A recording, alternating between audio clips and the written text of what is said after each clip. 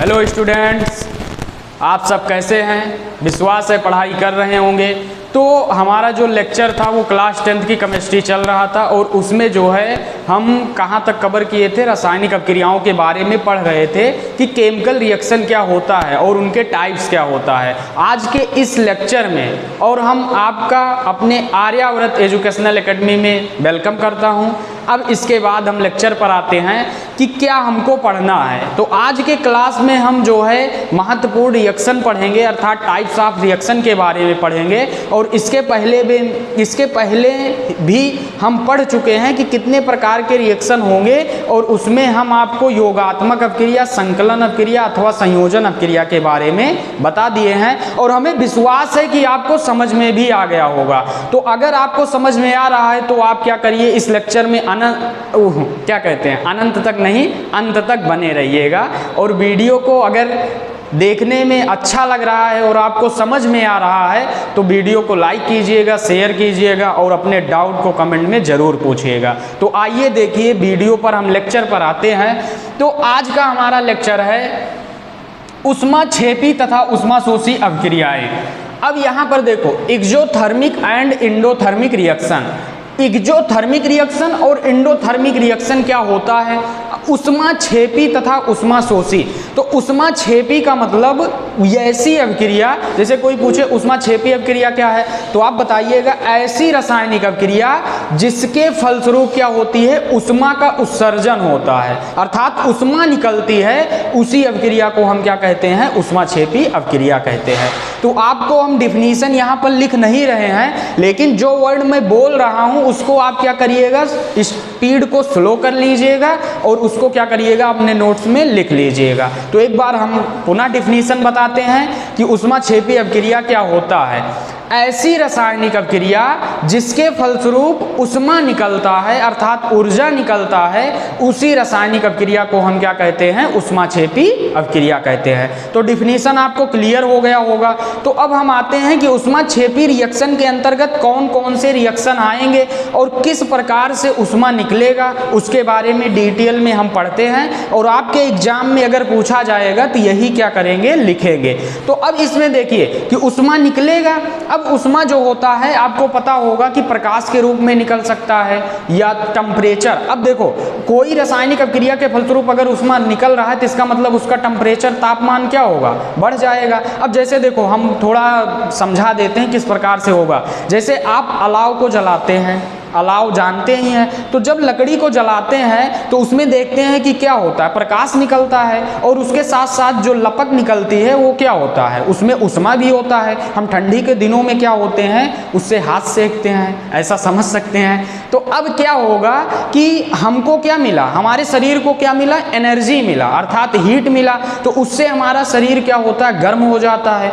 उसी प्रकार से आपका क्या हो जाए, जैसे कार्बन डाइऑक्साइड, अर्थात कार्बन को जब जलाते हैं वायु में तब कार्बन डाइऑक्साइड प्राप्त होती है। या हमारे शरीर के अंदर जो श्वसन क्रिया हो रही है वो भी क्या होती है, ऊष्माक्षेपी अभिक्रिया होती है। श्वसन में क्या होता है, ग्लूकोज का ऑक्सीजन की उपस्थिति में ऑक्सीकरण होता है और विखंडन होकर वो क्या करता है, ऊर्जा देता है। तो ये सब क्या है, क्या निकल रहा है, ऊर्जा निकल रहा है, अर्थात ऊष्मा निकल रहा है। तो वही क्या होता है, ऊष्माक्षेपी अभिक्रिया होता है। तो आइए समझिए कि ऊष्माक्षेपी अभिक्रिया के कुछ उदाहरण क्या होंगे। तो डिफिनीशन आपको समझ में आ गया होगा। तो अब यहाँ पर समझिए कि जैसे पहला रिएक्शन हम लिए हैं कि जैसे इसका हिंदी में क्या, कि कार्बन को जब वायु की उपस्थिति में जलाया जाता है। इसके पहले हम बताए थे कि किसी भी पदार्थ को आपको जलाना है तो उसके लिए वायु की उपस्थिति आवश्यक होगी। तो कार्बन को जब वायु की उपस्थिति में जलाया जाता है तो यहाँ पर कार्बन किस अवस्था में है, सॉलिड अवस्था में। और आपको हम बता दें कि कार्बन जो होता है ये क्या होता है, इसके अपर रूप पाए जाते हैं। जैसे हीरा आपका हो गया, डायमंड हो गया। जैसे हीरा का इंग्लिश क्या होगा, डायमंड, और इसके बाद ग्रेफाइट आता है और इसके बाद बंक मिनिस्टर फ्लोरीन आता है। ये सब क्या होते हैं, कार्बन के अपर रूप होते हैं। और हीरा जो है, और पूछा जाता है कि कौन सी ऐसी धातु है जो विद्युत की क्या है, सुचालक है। तो आपका ग्रेफाइट जो होता है वो विद्युत का क्या होता है, सुचालक होता है। और अधातुएं क्या होती होती हैं, विद्युत की कुचालक होती है। तो ये सब आगे के चैप्टर में धातु में हम आपको बताएंगे। तो अब यहाँ पर समझिए कि कार्बन को जब वायु की उपस्थिति में जलाते हैं तो यहाँ पर क्या बनेगा, कार्बन और ऑक्सीजन आपस में जुड़कर यहाँ पर क्या बना लेगा, CO2 बना लेगा। जैसे यहाँ पर देखो कि C+O2 में क्या बना लेगा, CO2, और CO2 का मतलब क्या होता है, कार्बन डाइऑक्साइड, और ये भी क्या है, गैस है।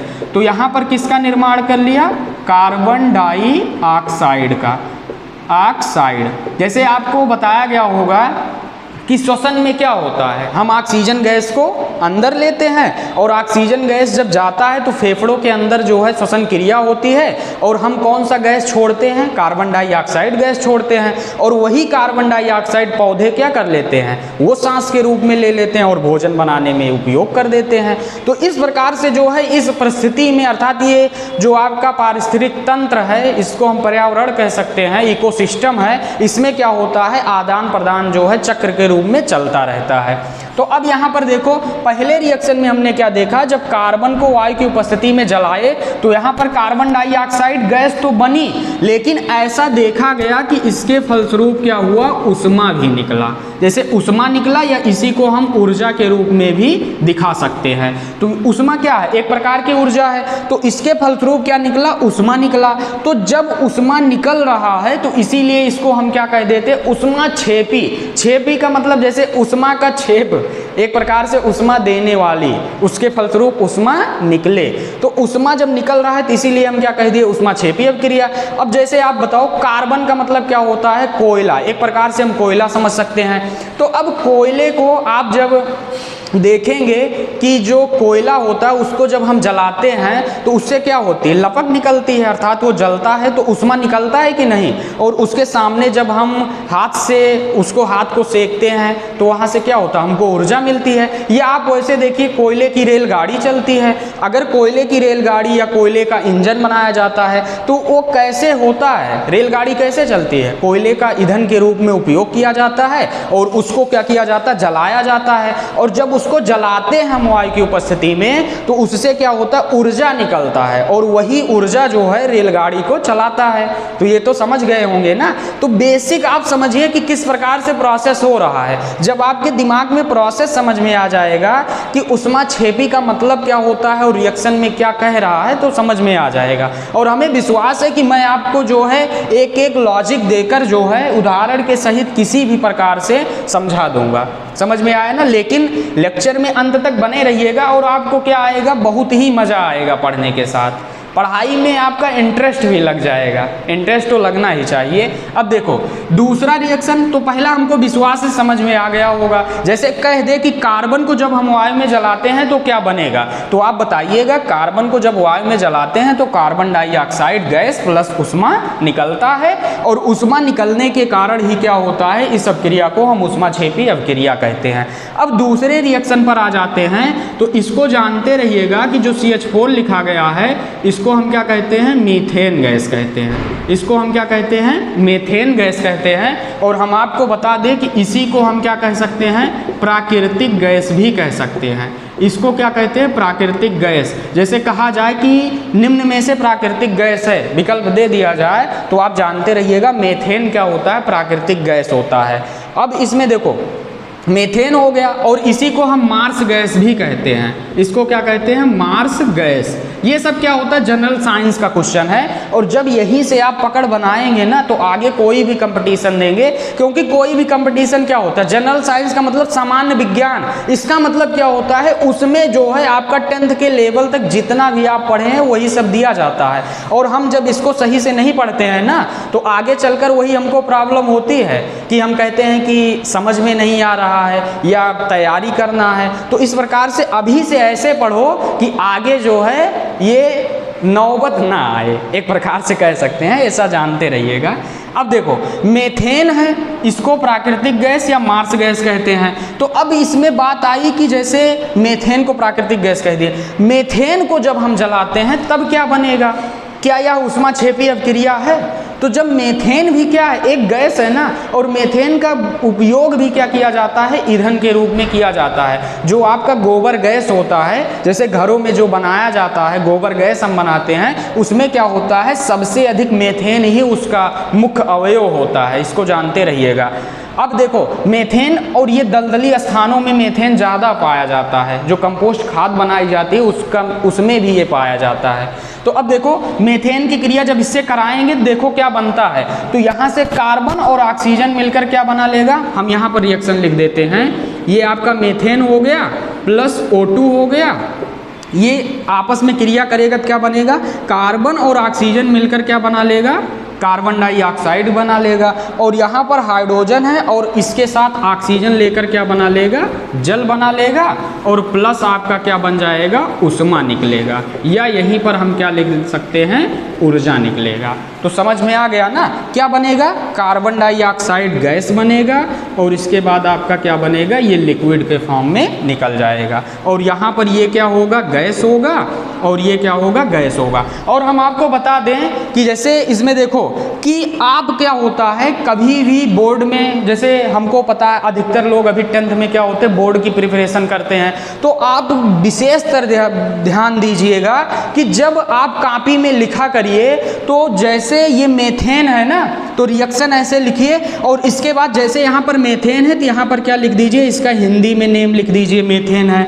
और ये क्या है, ऑक्सीजन है, यहाँ पर ऐसे ब्रैकेट करके लिख दो, कार्बन डाइऑक्साइड है, ये क्या है, जल है। तो इसको जब लिखेंगे तो जो भी आपके कॉपी को देखेगा तो उसको लगेगा कि अलग कॉपी है। और आपको बता दें कि कभी भी जब जिस दिन आपकी कॉपी अलग हो गई या अलग दिखने लगी तो उसी दिन क्या होता है, आपका अलग मार्क्स भी आएगा ना। तो इसलिए छोटी छोटी बातों को ध्यान दीजिएगा। तो अब समझिए, ये समझ में आ गया ना, प्लस क्या होता है, ऊष्मा या ऊर्जा निकलता है। अब इसमें हम बता दें कि इसका कैलकुलेशन भी होता है कितना निकलता है, लेकिन आपका क्या होगा, केवल ये जानते रहिएगा ऊष्मा या ऊर्जा निकलता है। ऊष्मा एक प्रकार की क्या है, ऊर्जा है, ऊर्जा के विभिन्न रूप होते हैं।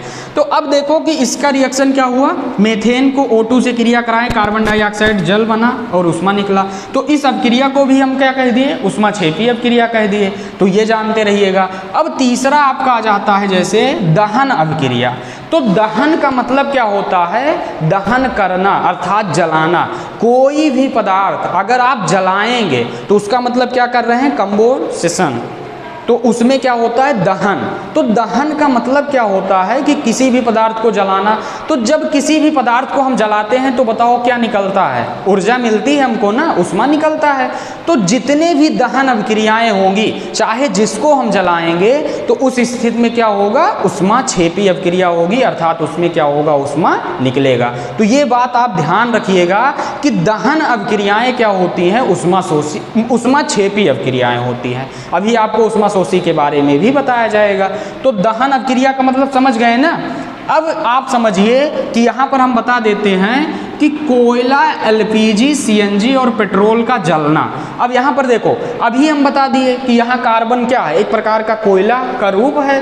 तो कोयले को जब जलाएंगे या LPG को जलाएंगे या CNG को या पेट्रोल का जलना, पेट्रोल को जलाएंगे तो ये भी क्या होता है, दहन होता है। अब देखो जैसे पेट्रोल को जलाने की बात आई तो कहोगे कि पेट्रोल को कैसे, तो आप खुद समझ लीजिए कि बाइक सबके पास होगी या घर में होगी, बाइक हो गया, कार, कुछ भी वाहन हो गया, तो उसमें क्या होता है, हम पेट्रोल जब डालते हैं, क्या बिना पेट्रोल की गाड़ी चल जाएगी या बिना पेट्रोल का कोई काम होगा, नहीं होगा।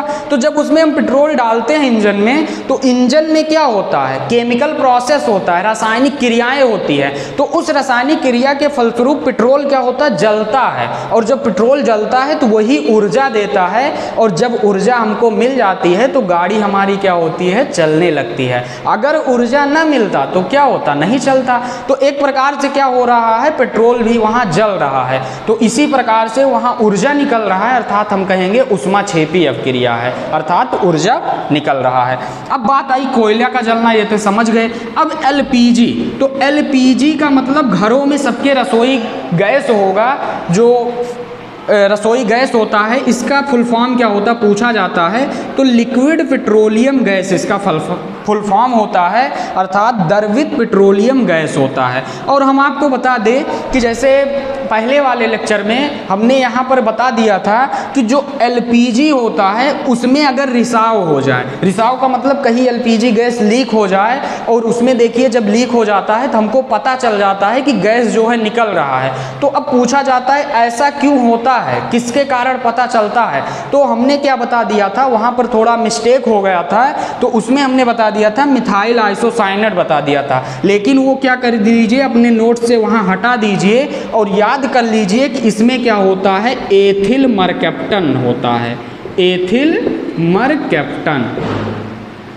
Ethyl mercaptan. तो इसको क्या कर लीजिएगा, सही कर लीजिएगा। जैसे पूछा जाए कि एलपीजी में रिसाव का पता जो है किस गैस के कारण पता चलता है, तो जानते रहिएगा एथिल मरकैप्टन के कारण। इसका सूत्र C2H5SH होता है एथिल मरकैप्टन का, तो इसको क्या करिएगा, जानते रहिएगा। अब CNG का मतलब जानते हैं, CNG का मतलब क्या होता है, कंप्रेस्ड नेचुरल गैस, अर्थात संपीड़ित प्राकृतिक गैस होता है। और इसका आजकल जान रहे हैं कि जो आपका शहरों में जो क्या कहते हैं ई रिक्शा होता है, रिक्शा यूज करते हैं, तो उसमें क्या होता है, यही CNG का ही बना होता है, जिसको कहते हैं, नहीं CNG का नहीं, वो तो बैटरी का है और CNG का अलग से है। जैसे CNG का भी क्या होता है, वाहन आता है तो वहाँ जानते रहिएगा कौन सा गैस भरा रहता है, कंप्रेस्ड नेचुरल गैस भरा रहता है। तो यहाँ पर क्या हो रहा है, ये सब गैस क्या होंगे, जलेंगे, और जब जलेंगे तो ऊष्मा उत्पन्न करेंगे, और जब ऊष्मा उत्पन्न करेंगे तो कौन सी अभिक्रिया होगी, ऊष्माक्षेपी अभिक्रिया होगी। तो क्लियर हो गया होगा। अब यहाँ पर हम बता देते हैं कि श्वसन, ऐसे क्वेश्चन पूछा जाएगा, ये NCERT में भी है कि जैसे पूछता है कि श्वसन एक ऊष्माक्षेपी अभिक्रिया है, इससे आप क्या समझते हैं। क्वेश्चन ध्यान से नोट कर लीजिएगा, श्वसन एक ऊष्माक्षेपी अभिक्रिया है, इससे आप क्या समझते हैं। तो अब यहाँ पर समझिए कि श्वसन एक ऊष्माक्षेपी अभिक्रिया है, इससे हम क्या समझते हैं। तो श्वसन में क्या होता है, बायोलॉजी में आप पढ़ेंगे रिस्पायरी सिस्टम, श्वसन तंत्र। तो श्वसन तंत्र में क्या होता है कि हम क्या करते हैं, श्वसन फेफड़ों द्वारा, तो हम जब सांस को अंदर लेते हैं, अर्थात ऑक्सीजन गैस क्या करते हैं, सांस के रूप में प्राणवायु है ना, तो ऑक्सीजन को जब हम अंदर लेते हैं तो जब वो जाता है अंदर तो वो क्या होता है। और आपको पता होगा कि हम जब भोजन करते हैं तो भोजन करने से ही हमको क्या होता है, ऊर्जा मिलता है। लेकिन अब इसमें ये बताओ कि अगर श्वसन क्रिया नहीं होगी तो क्या ऊर्जा मिलेगा। अब हमारा आंसर आया नो। ऐसा क्यों होता है, तो जब हम भोजन करते हैं तो वो क्या होता है, वहाँ से कार्बोहाइड्रेट होता है, तो वो क्या होता है, ग्लूकोज जो वहाँ बनता है, ग्लूकोज क्या है, कार्बोहाइड्रेट है एक। तो जो ग्लूकोज बनता है उसी को क्या करता है, ऑक्सीजन गैस से क्रिया करके ग्लूकोज क्या होता है, ऑक्सीकृत हो जाता है, कार्बन डाइऑक्साइड और जल में क्या होता है, विघटित हो जाता है और ऊर्जा का क्या करता है, निर्माण करता है। इससे क्या होता है, ऊर्जा मिलती है। तो यहाँ पर क्या हो रहा है, विघटन हो रहा है ना, और उसके फलस्वरूप ऊर्जा निकल रही है। तो इसलिए हम क्या कहते हैं, श्वसन को एक ऊष्माक्षेपी अभिक्रिया कहते हैं। तो अगर पूछा जाए क्यों कहते हैं तो इसको बता दीजिएगा। अब देखो श्वसन में क्या होता है, आपका ग्लूकोज अंदर है, भोजन किए हैं, तो ग्लूकोज का फार्मूला क्या होता है, C6H12O6 होता है। इसको हम क्या कहते हैं, ग्लूकोज कहते हैं, ग्लूकोज हो गया। तो अब इसको देखो, जब हम किससे अभिक्रिया कराएंगे, वायु की उपस्थिति में, जब हम सांस लेंगे तो जो अंदर वायु जाएगा ये ग्लूकोज से क्रिया करके क्या बना लेता है, कार्बन डाइऑक्साइड गैस, और प्लस क्या बना लेता है, जल बना लेता है, और प्लस आपका क्या निकलता है, ऊर्जा निकलता है। और लगभग जो है 38 ATP के करीब ऐसे ऊर्जा निकलता है, उसको देख लीजिएगा बायोलॉजी में। तो यहाँ क्या हो जाएगा, कार्बन डाइऑक्साइड गैस और जल लिक्विड के रूप में, और प्लस क्या होगा, ऊर्जा निकलेगा। तो अब बताओ कि क्या ये रिएक्शन अभी बैलेंस है, नहीं बैलेंस है। यहाँ पर देखो 2 ऑक्सीजन 3 ऑक्सीजन, यहाँ पर 2 6 2 12। तो इसको ये करिए कि यहाँ पर 6 कार्बन है तो हम 6 कार्बन कर दिए। तो अब देखो 6 कार्बन से 6 दूनी 12 ऑक्सीजन हो गया। ऑक्सीजन हाइड्रोजन को बैलेंस कर लो, तो 12 हाइड्रोजन है, यहाँ पर 2 हाइड्रोजन, तो 6 हाइड्रोजन कर दिए।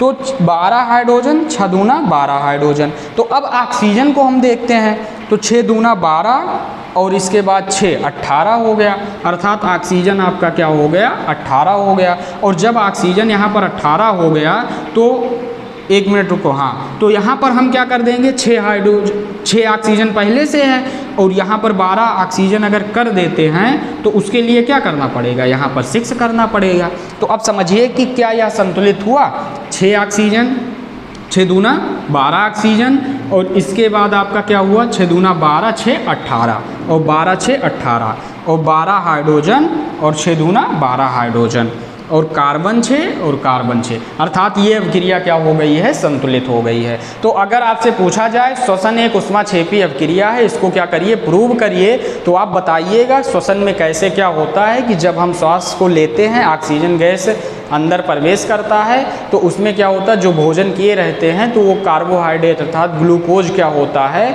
वो ऑक्सीकृत हो जाता है कार्बन डाइऑक्साइड और जल में, तो इससे ऊर्जा निर्मुक्त होती है, इसलिए हम क्या कहते हैं, श्वसन को एक ऊष्माक्षेपी अभिक्रिया कहते हैं। और ये रिएक्शन आप क्या करिएगा, जरूर दे दीजिएगा। तो इतना जो है आपको क्लियर हो गया होगा।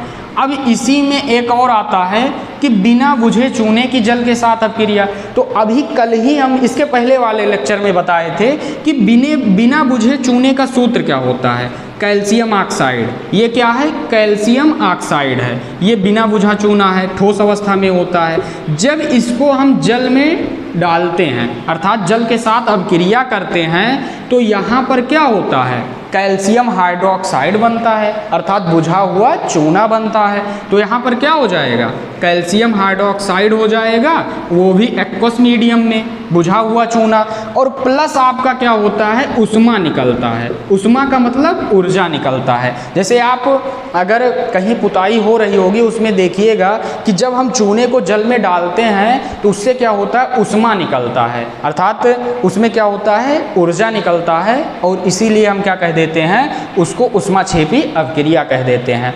अब इसमें बात आई कि जैसे पूछा जाए कि इसके पहले में हम बता दिए हैं कि घरों में पुताई जो है कैसे किया जाता है, तो बुझा हुआ चूना जो है कैल्शियम हाइड्रोक्साइड इसी से किया जाता है, और जब हम पुताई कर देते हैं तो 2-3 दिन बाद चमक भी आ जाता है। ऐसा इसलिए होता है कि ये जो है वातावरण से, वायुमंडल में जो कार्बन डाइऑक्साइड गैस है उससे क्रिया करके क्या बना लेता है, कैल्शियम कार्बोनेट बना लेता है, और कैल्शियम कार्बोनेट एक कठोर पदार्थ होता है और वो चमकीला भी होता है, उसे ही हम क्या कहते हैं, संगमरमर भी कहते हैं, या चाक कहते हैं, या लाइमस्टोन कहते हैं। तो इतना क्या करिए, आप नोट कर लीजिए और आपको इतना समझ में आ गया है। अब इसके आगे हम डिस्कस करते हैं कि ऊष्माशोषी अभिक्रियाएं क्या होगा। अब इसमें देखिए आपका क्या है, दूसरा ऊष्माशोषी अभिक्रियाएं, एंडोथर्मिक रिएक्शन। तो अब इसमें क्या होगा, ऊष्माशोषी, शोषी का मतलब क्या होता है, एक प्रकार से ग्रहण करना, शोषण करना जैसे, या हम शोषी का मतलब ग्रहण करना। तो इसमें क्या होता है, ऐसी रासायनिक अभिक्रियाएं, डिफिनीशन लिख लीजिएगा, ऐसी रासायनिक अभिक्रियाएं जिनमें क्या होता है, बाहर से ऊष्मा देनी पड़ती है, अर्थात ऐसी रासायनिक अभिक्रियाएं जिसमें ऊष्मा का अवशोषण होता है, उस रासायनिक अभिक्रिया को हम क्या कहते हैं, ऊष्माशोषी अभिक्रिया कहते हैं। अब आपको क्लियर हो गया होगा ना कि ऊष्माशोषी अभिक्रियाएं क्या होती है, जिनमें बाहर से ऊष्मा देना ही पड़ती है। उस रासायनिक अभिक्रिया में ऊष्माक्षेपी में क्या था, ऊष्मा निकलती थी, लेकिन इसमें ऊष्मा क्या होगी, देनी पड़ेगी। तो अब आते हैं कि डिफिनीशन तो लिख लिए होंगे, तो इसमें हम एग्जाम्पल पर आते हैं। जैसे नाइट्रोजन गैस का जब हम ऑक्सीजन से अभिक्रिया कराते हैं, जैसे नाइट्रोजन का क्या कराते हैं, ऑक्सीजन से क्रिया कराते हैं, एक प्रकार से नाइट्रोजन गैस ऑक्सीजन से जब क्रिया करता है तो यहाँ पर नाइट्रिक ऑक्साइड बनाता है, NO, इसको हम क्या कह दिए, नाइट्रिक ऑक्साइड। अब देखो इसका नाम क्या है, नाइट्रिक ऑक्साइड। अब यहाँ पर देखो NO बन गया, तो अब इस अभिक्रिया में जो है डायरेक्ट NO नहीं बनेगा, इसके लिए क्या करना पड़ेगा, इस अभिक्रिया में बाहर से ऊष्मा देना पड़ेगा। बाहर से क्या होगा, ऊष्मा देना पड़ेगा। इस अभिक्रिया में क्या होगा, हमको बाहर से ऊष्मा देना पड़ेगा इसको, अर्थात ऊर्जा क्या होगा, देना पड़ेगा, तब ये अभिक्रिया होगी। तो अब देखो 2 नाइट्रोजन 2 ऑक्सीजन, तो यहाँ पर हम क्या कर लेंगे, 2NO कर लेंगे। तो इसको समझ में आ गया होगा। अब देखो दूसरा हमारा क्या है, ये इसका नाम क्या है, कैल्शियम कार्बोनेट। जानते रहिएगा कि CO3 को हम क्या कहते हैं, कार्बोनेट आयन कहते हैं, कार्बोनेट आयन कहते हैं। तो अब यहाँ पर ये हो गया। तो यहाँ पर क्या होगा कि जब इस रासायनिक अभिक्रिया में हम ऊष्मा देंगे, अर्थात इसमें ऊर्जा देंगे या इसको गर्म करेंगे, तो यही क्या होता है, जो कैल्शियम कार्बोनेट होता है ये एक, दो या दो से अधिक यौगिकों में क्या होता है, विघटित हो जाता है, अर्थात क्या होता है, टूट जाता है। और इसी अभिक्रिया को हम क्या कह देते हैं, वियोजन अथवा अपघटन अभिक्रिया कह देते हैं। आगे आपको डिटेल में इसके बारे में बताया जाएगा, लेकिन इसको बताने का हमारा लॉजिक ये है, पर्पज ये है कि इस अभिक्रिया में क्या हो रहा है, ऊष्मा का अवशोषण हो रहा है, और जब ऊष्मा का अवशोषण होगा तो वो कौन सी अभिक्रिया होगी, ऊष्मा शोषी अभिक्रिया होगी। तो अब यहाँ पर क्या होगा, अब देखो कैसे टूटेगा, कैल्शियम कार्बोनेट में क्या होगा, यहाँ पर आपका कैल्शियम ऑक्साइड बन जाएगा और प्लस क्या होगा, कार्बन डाइऑक्साइड गैस निकलेगा। अब यहाँ पर देखो 3 ऑक्सीजन है, एक ऑक्सीजन इसके साथ जुड़कर क्या बना लिया, कैल्शियम ऑक्साइड, और यहाँ पर एक ऑक्सीजन जब निकलेगा तो 2 ऑक्सीजन बचेगा, अर्थात क्या होगा, CO2 बचेगा, और ये क्या होगा, गैस के रूप में ऊपर उड़ जाएगा। तो आपका यहाँ क्या बनकर तैयार हुआ, कैल्शियम ऑक्साइड, और ये क्या हो गया, कार्बन डाइऑक्साइड गैस हो गया। तो इस अभिक्रिया में भी क्या हो रहा है, ऊष्मा का अवशोषण हो रहा है, जिसलिए इसको हम क्या कह दिए, ऊष्मा शोषी अभिक्रिया। अब यहाँ पर ये क्या है, इसको समझिए, तो जानते रहिएगा ClO3 को हम क्या कहते हैं, क्लोरेट आयन कहते हैं। इसको क्या कहते हैं, क्लोरेट आयन कहते हैं। तो अब यहाँ पर देखो K+ को हम पोटेशियम आयन और ClO3 को हम क्या कहेंगे, क्लोरेट आयन। तो इससे जब मिलकर बनेगा तो KClO3 बना है, इसका एक हो गया, इसका भी एक हो गया, तो दोनों का सेम है तो KClO3 हो जाएगा। तो KClO3 को हम क्या कह देंगे, पोटेशियम, और ये क्या है, क्लोरेट आयन है, तो ये क्या हो गया, पोटेशियम क्लोरेट हो गया। समझ में आ गया होगा। तो जब पोटेशियम क्लोराइड को गर्म करते हैं, इस क्वेश्चन में रिएक्शन में कहेगा कि क्या होगा जब पोटेशियम क्लोरेट को हम गर्म करते हैं, या पूछेगा कि पोटेशियम क्लोरेट को जब गर्म किया जाता है तो ये कौन सी अभिक्रिया होगी। तो अब बताओ, जैसे गर्म कर रहे हैं तो इसका मतलब उसको ऊष्मा दे रहे हैं ना, और जब ऊष्मा को एब्जॉर्ब कर लेगा तो वो क्या होगा, ऊष्मा शोषी होगा। तो जब इसको गर्म करते हैं तो जानते रहिएगा यहाँ पर क्या बनता है, पोटेशियम क्लोराइड बनता है, और प्लस क्या बनता है, ऑक्सीजन गैस बनता है। यहाँ से KCl और प्लस क्या होगा, ऑक्सीजन गैस। लेकिन क्या यह बैलेंस है, नहीं है, यहाँ पर 3 ऑक्सीजन, यहाँ पर क्या है, 2 ऑक्सीजन। तो इसके लिए हम क्या कर दें, यहाँ पर अगर 2 कर दें तो 2 KCl हो गया, और 2 तिहाई 6 ऑक्सीजन, तो 2 KCl, तो यहाँ पर भी क्या करना पड़ेगा, 2 करना पड़ेगा, तो 2 KCl, और 2 ऑक्सीजन, यहाँ पर 6 ऑक्सीजन, तो यहाँ पर क्या कर देंगे, 3O2, अर्थात ये आपका क्या हो गया, रिएक्शन हो गया। और इसमें क्या होगा, ऊष्मा की आवश्यकता होगी, यहाँ लिखना पड़ेगा प्लस ऊष्मा, या ऊपर आप तीर के दिखा सकते हैं। तो अब हमको समझ में आ गया होगा, आप सबको समझ में, हम तो समझा ही रहे हैं कि ऊष्मा क्षेपी और ऊष्मा शोषी अभिक्रियाएं क्या होता है, मेन डिफरेंस इसमें क्या होता है। तो जानते रहिएगा, ऊष्मा क्षेपी का मतलब ऐसी रासायनिक अभिक्रिया जिसके फलस्वरूप ऊष्मा निकले, और दूसरा ऊष्मा शोषी ऐसी रासायनिक अभिक्रिया जिसमें ऊष्मा का क्या हो, एब्जॉर्बेशन हो, अर्थात ग्रहण करे या अवशोषित करे, तो वो ऊष्मा शोषी होगा, और निकलेगा तो क्या होगा, ऊष्मा क्षेपी होगा। तो ये दोनों अभिक्रिया आपको क्लियर हो गई होगी। हम आपको बता दें कि इसी में क्या होता है, एंथैल्पी परिवर्तन देखा जाता है, डेल्टा एच। ये आगे आपको 11th में जब जाएंगे तो वहाँ पढ़ाया जाएगा, इसलिए अभी हम इसको नहीं बता रहे हैं, आपको समझ में भी नहीं आएगा। तो अभी जितना बताया गया उतना क्या करिएगा, ऊष्मा शोषी और ऊष्मा क्षेपी में क्या करिए, जानते रहिएगा। और इसके आगे जो है हम आपको विभिन्न प्रकार की रिएक्शन आगे भी बताएंगे, और ये पूरा चैप्टर आपका जल्द ही खत्म भी हो जाएगा। तो इसलिए क्या करिए, लगातार ऐसे जुड़े रहिए और पढ़ाई करते रहिए। और लेक्चर को अगर समझ में आ रहा है और आपको लग रहा है कि आप में बदलाव आ सकता है, तो इस चैनल को सब्सक्राइब कर लीजिएगा और बेल आइकन को ज़रूर दबाइएगा और लाइक कीजिएगा वीडियो को। और जहाँ भी कोई डाउट हो रहा है तो आप क्या करिए, कमेंट में अपना डाउट पूछिए, हम आपके कमेंट डाउट को जो है बताने का प्रयास करेंगे। तो इसी के साथ लेक्चर को यहीं पर द एंड करते हैं। पढ़ाई करते रहिए। All the very best.